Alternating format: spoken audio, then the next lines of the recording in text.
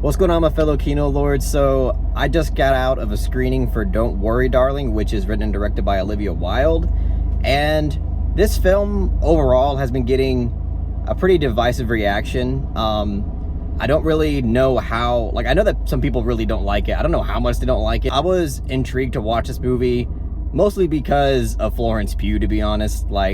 I just really admire her as an actress, and obviously she's really stunning. And also the insane behind the scenes drama that's been gossiped all over the place just kind of had me intrigued to see what the final product actually came out to be. I gotta say, I actually enjoyed this film for the most part. I mean, I don't think it's that good, but I do think that there's enough here for me to appreciate and admire. I was a bit hesitant because I was one of the only, I was in the vast minority of people that really wasn't huge on Booksmart.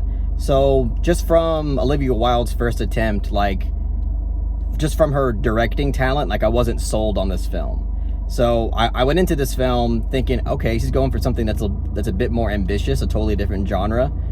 And I mean, I gotta say, I think her ambition paid off. I think that there's a lot here that I was actually kind of shocked that she was able to pull off, because there are sequences in this film, just from a visual standpoint and from a creativity standpoint, I found rather interesting and impressive. She actually utilizes aesthetic filmmaking in this film in terms of the sound design and cinematography and color grading and lighting. She uses all of that in a creative way in some sequences in this film that I thought, wow, she's actually going for it here, and I think she's actually pulling it off.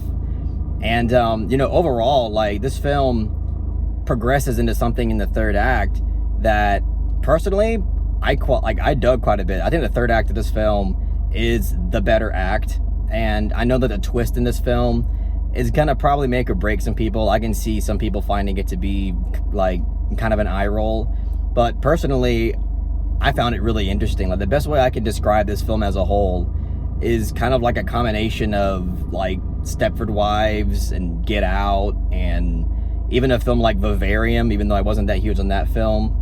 They all kind of have similar concepts and tackle societal themes in a way.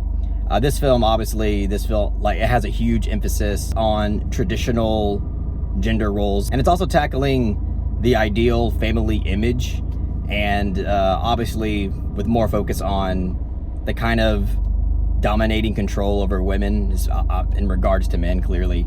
But at the end of the day, I think that the biggest thing that I can really appreciate out of this film is that it is creative, and it is unique. Again, as I mentioned, the concepts are something similar that we have seen in other films, but the way that she's able to kind of mesh them in this film, I think creates something that is a bit more fresh.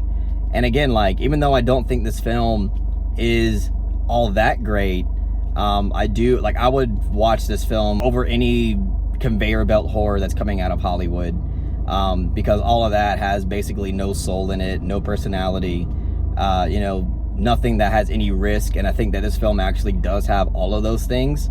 So from that standpoint, I have to give it credit. And in terms of criticisms, really the biggest criticism that I do have in regards to this film is that it feels a bit repetitive. It hits a point where there's this big chunk in the second act that I feel like it's not really progressing towards anything all that important. In the second act, it really starts diving deep into the whole psychological element of what this film's going for. And even though it pulls off the psychological thing quite well, it just feels like we're not getting anything new for a long time in this film. We get a lot of reoccurring imagery that is the same imagery of women doing ballet a lot of different times in this film, and every time that we see it, it's not conveying anything to the audience that is new. It's not like we're slowly uncovering a puzzle.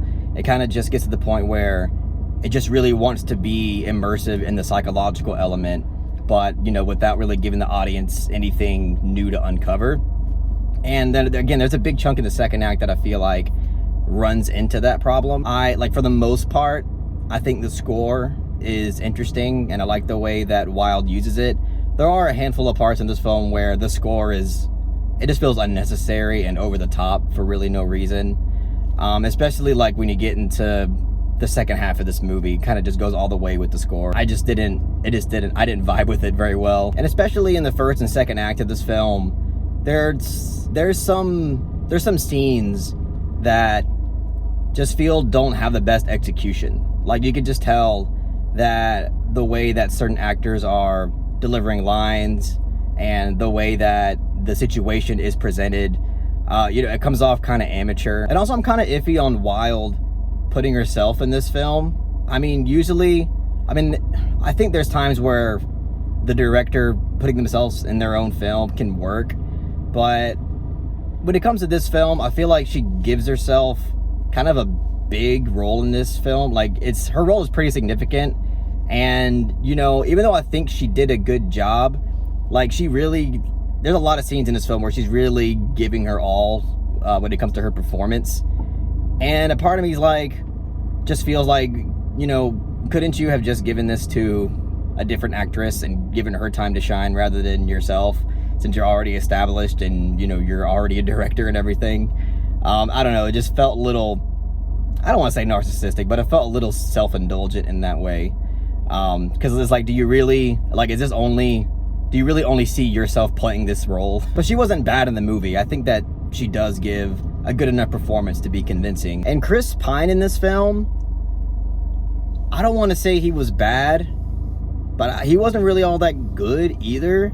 I really don't know what it was. I think that there was something about his performance that didn't feel like he was fully committed to it. And I kind of feel like that with other actors and actresses in this movie. I mean, the one that felt fully the most committed was obviously Florence Pugh. And even with her, like, even though I thought she was great in this film, there are some scenes, perhaps if she felt more committed to the role, she would have given us an even better performance than what we got. But like, for the most part, I do think that she does do a great job in this film. I mean, Harry Styles, he's not really an actor. So I guess for somebody who doesn't act, I think he did fine. There are some scenes though where, he has to be more emotional. And I don't know.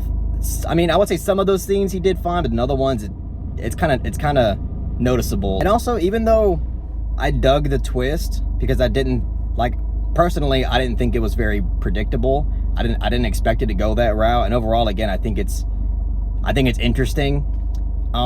There's just something about, like, I know what it is about it that I just don't think is logical. Like, I just feel like there's a hole in it, in the whole concept. But I don't want to say it because I don't want to spoil it. But I mean, even though I like the twist, there's a certain thing about it to me that doesn't really make sense. But overall, again, I can say that I enjoyed the movie, and again, there's plenty of things about it that I thought were, like, I actually admired, like, from a filmmaking standpoint, and was impressed by. I didn't think Wilde was going to have, as much personality behind the camera as I saw in this film, so I got to give her kudos there. But yeah, like, it's hard because this isn't a film that I would tell y'all, like, rush out to the theater to go see. But I mean, eventually, like, if it's convenient for you, like, fuck it, like, I would say watch it. It's kind of hard not to appreciate filmmakers that are at least trying to give something that is unique and is different. Again, like, it's with Jordan Peele. Like, I'm not the biggest fan of Jordan Peele, and even though I really, really liked Nope, it's, at least he's trying to churn out stuff that, comes from the mind of somebody and isn't just, it's not coming from some CEO executive in a suit and a cigar trying to push some shit out for, to the lowest common denominator. So it's in that regards, it's kind of hard to not give it credit there as well. So overall, I mean, I'll give Don't Worry Darling a soft to solid 6 out of 10. But yeah, I mean, that's pretty much all I gotta say about the film, guys. If you really enjoyed what I had to say about it, please make sure to give it that like and share it amongst your friends. And don't forget to subscribe to the channel to be updated on more film-related content.